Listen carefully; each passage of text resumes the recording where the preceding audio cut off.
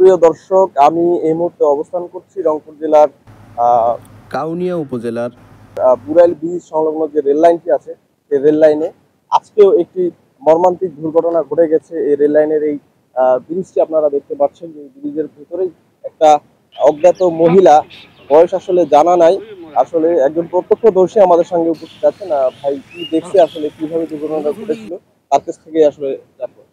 এই rail train আসলো, মহিলাটা কাটিয়ে দিছে, চিকড়ে চিকড়ি শুনি আমি বাড়ি থেকে আসি, দেখি লাশ ট্যাং ঠুং গুলা কাবুয়া খাচ্ছে। কোনো 3-4টা গাড়ি গেছে, এ যাবত কোনো সরকারি অ্যাকশন নিচ্ছে না, চাবিওয়ালারাও আসতেছে না, কেউ আসে না।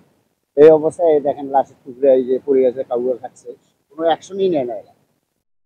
আর পর এই জায়গাটাতেই দুর্ঘটনা ঘটতেছে। এর আগেও একটা মারা গেছে, ওরা ক্লিয়ার নিয়ে যায়নি, কিছু কিছু মাংস রয়েই গেছে এখনো এই ব্রিজে। তাহলে মানুষ যাতায়াত করলে তো এটা ক্ষতি।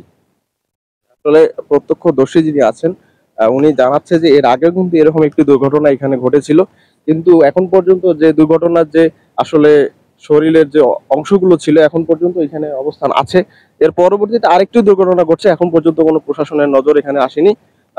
আমরা খুব এই ভিডিওর মাধ্যমে আমাদেরকে জানাতে চাচ্ছি যেন প্রশাসন খুব দ্রুত এসে এই ময়লাগুলো আছে, লাশের যে অবশিষ্ট অংশগুলো আছে এগুলো যাতে তারা নিয়ে যায় এবং পরিষ্কার করে দেয়। ঠিক আছে, আপাতত এই পর্যন্ত। ধন্যবাদ।